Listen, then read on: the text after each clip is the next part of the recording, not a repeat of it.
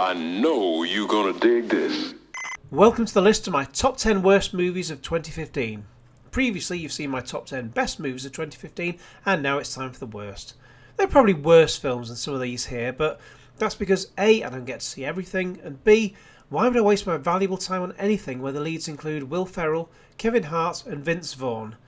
After all, I had to sit through enough rubbish to give you the list I have here, so let's crack on.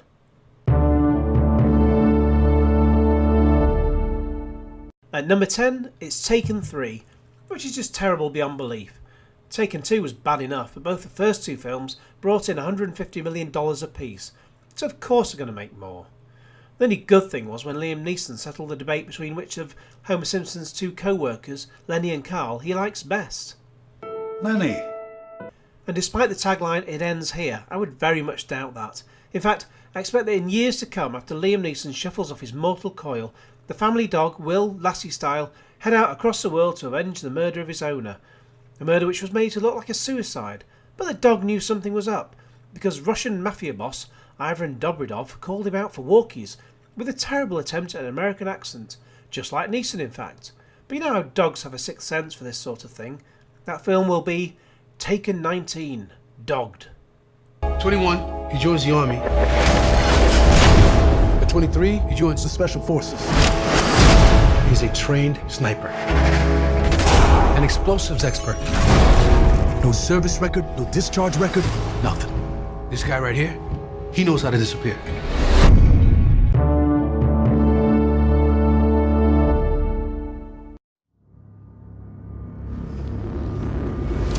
You think this is the first time someone's held a gun to my head? You're gonna make me late, and I hate being late.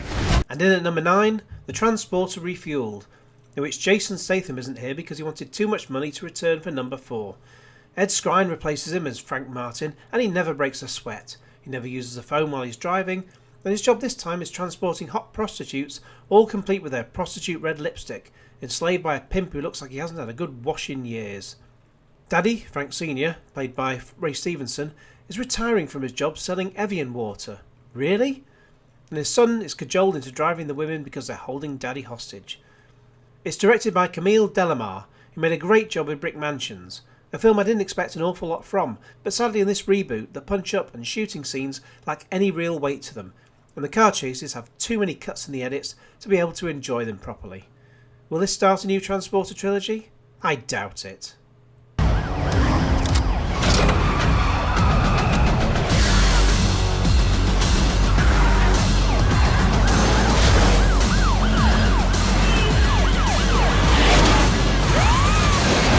He's coming.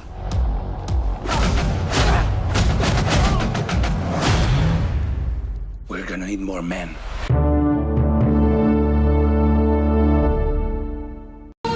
In 11th century England, Have you never wondered what's inside? You've never looked. You know what the church does to necromancers? Burn them at the stake. a young man discovers his true cause. Death is coming for him. You felt death?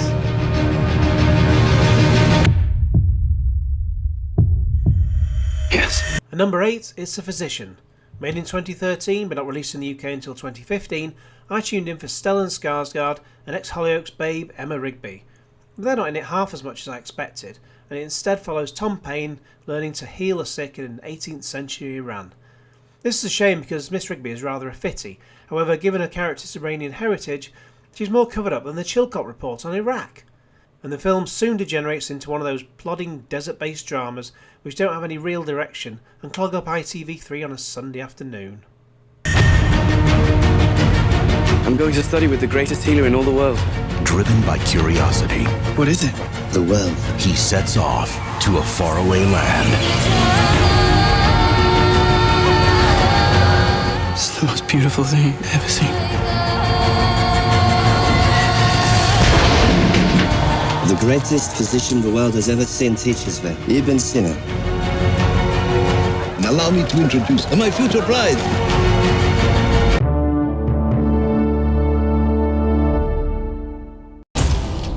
Adeline Bowman lived a normal life. until one cold winter night in 1935, when something incredible happened. From that moment, she would never age another day. At number 7, it's The Age of Adeline, where Blake Lively has the personality of Blake dead, yet a character is very much not dead because she cannot age past 29. Harrison Ford had time to kill before making Star Wars 7, so pops along here but gets out-acted by his own goatee. The only good thing about the film was Anthony Gruber as young Harrison Ford. Perhaps he'll be in Star Wars Episode 8 in a flashback scene. It's better this way. No, it's not. All these years, you've lived, but you've never had a life. I don't know how.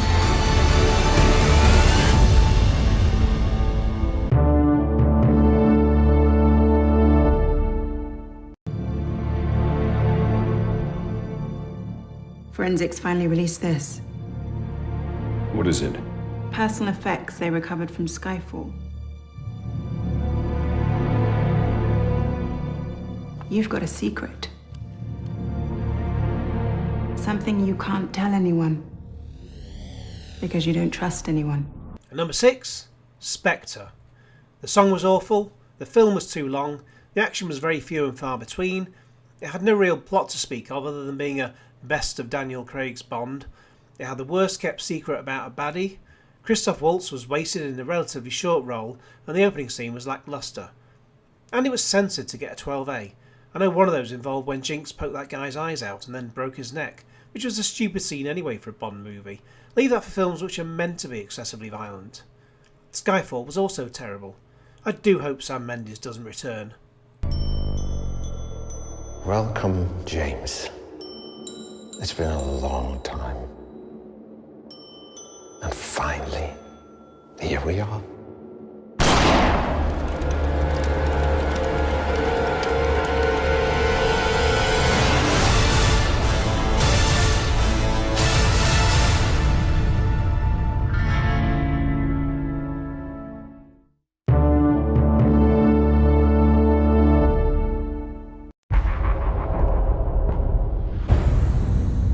Imagine a soldier the size of an insect.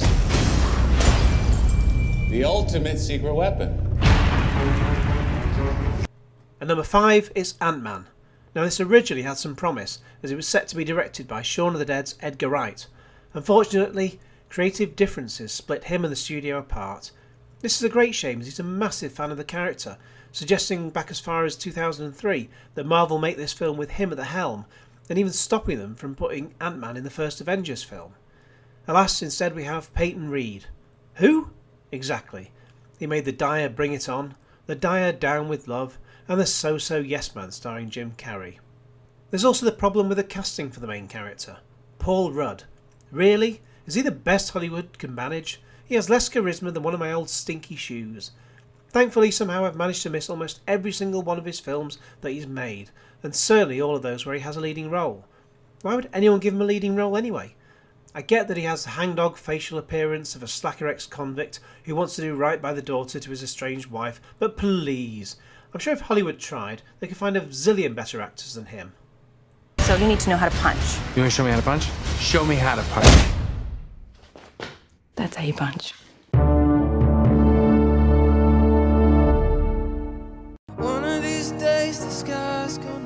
Chloe, are you okay? Yeah, but Mom and Raimi, they're both gone. One of these days, the mountains are gonna fall into... Irene knew this was coming. The way it happened. How could she know that? He took them to protect them from the darkest time in the history of this world. The God my mother talked about would never do something like this. At number 4, it's Left Behind, where Nicolas Cage is an airline pilot. That's far-fetched enough, but the premise here is that half the population just disappears. Why? Because it's the Rapture. Yes, that's the plot. People from all over this plane have simply vanished. Chris, let me in! Chris! Raimi!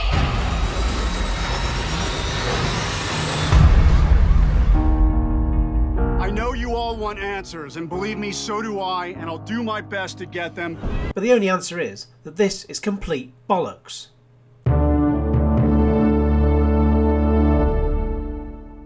Don't be frightened, Noah. You have to build an ark. Once the flood comes, only those who board the ark will live. They'll hurt you. I have to make them understand. It's insane. You can only float in the sea and the coast is 70 miles away. This flood is coming. It won't stop. And in at number 3, it's BBC One drama The Ark. Characters talking in broad Mancunian accents led by David Threlfall. As children defying their parents and gallivanting the night away, and the whole thing filmed in a CinemaScope-style widescreen ratio to make it look like a biblical epic. Yes, the Ark had it all. All those things you never asked for.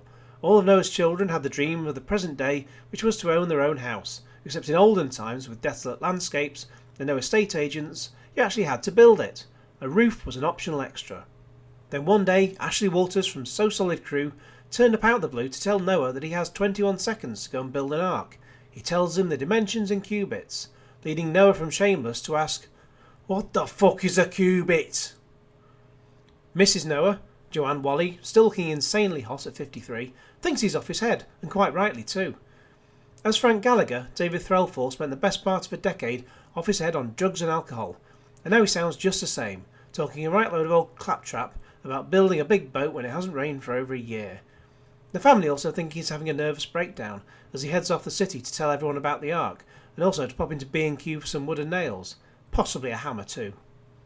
The Ark was eventually built with just 20 minutes left to go, but on the plus side we didn't get those ridiculous stone-based creatures as seen in the Russell Crowe film Noah. The majority of the Ark was kitchen sink drama, without the kitchen sink, since they hadn't been invented yet. And when the flood did come, it's like it all happened off camera, since everything went dark and we only saw everyone after it had all passed and the land was barren again. And as for the animals going 2 by 2 into the Ark, well, there weren't any at all. Yes, never mind, no animals were harmed during the making of this programme, since no animals were present on set. All we learned is that the flood Noah survived resulted in rainbows, or something. The Ark. Drama, excitement, action, a plot. Where were all those things? Even House of Fools makes more sense. Where are you?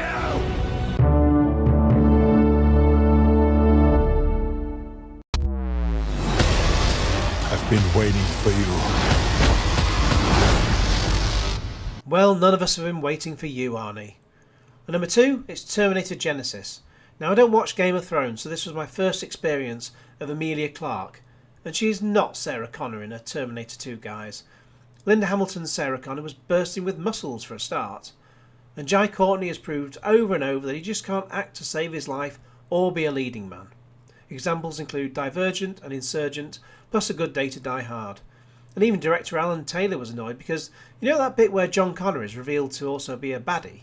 Well, that was meant to be a twist, and the studio put it in the trailer. Just watch the first 2 Terminator movies and pretend that numbers 3 to 5 never happened. Kyle Reese? You know who I am? We've been prepping for you to arrive for over a decade. The Terminator.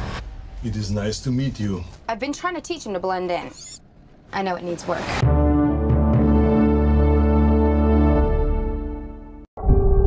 Maddie was the first one to notice things. Mom? How will you get here? Who are you talking to? When was the last time you had contact with her? Before she was taken? And the worst film of last year, and with zero merit whatsoever, is the remake of Poltergeist. Yes, Poltergeist 2015 asks, what are you afraid of? Well, the ruining of a classic movie, plus the usually offbeat and reliable Sam Rockwell throwing his career down the toilet. Seriously, after a wonderful work of art like Moon, you make this? Things that are wrong with Poltergeist 2015. It's full of very 1980s kind of scares, which today aren't very scary at all. I just can't begin to imagine why anyone thought this was a good idea. Also, CGI takes over far too often where real props used to be in place. Also, I watched the extended version of this, which is about 8 minutes longer, but seriously Fox, when there's such a small difference between the 2 versions, just put the full thing in cinemas.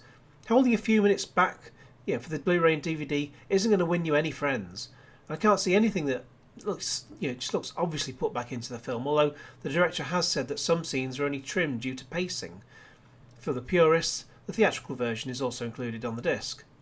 At one point, when investigator Boyd goes to sit down on a chair which whips away in poltergeist-style movements, it's obvious something in that vicinity is about to happen, as the camera follows the chair rather than follow the whole of his body as any normal camera shot would have done.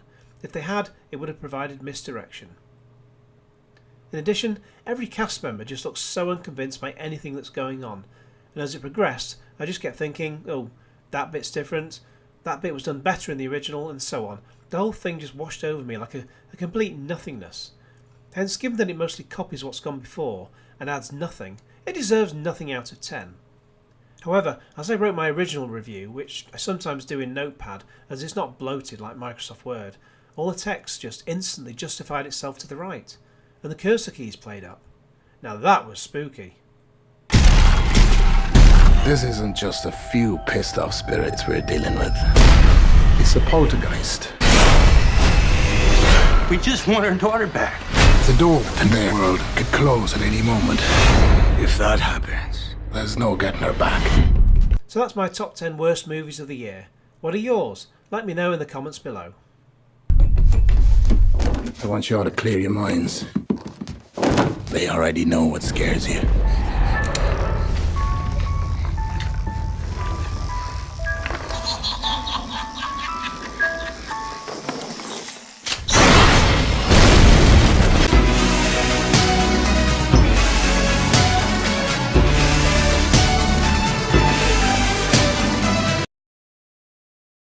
At number 8, it's The Physician.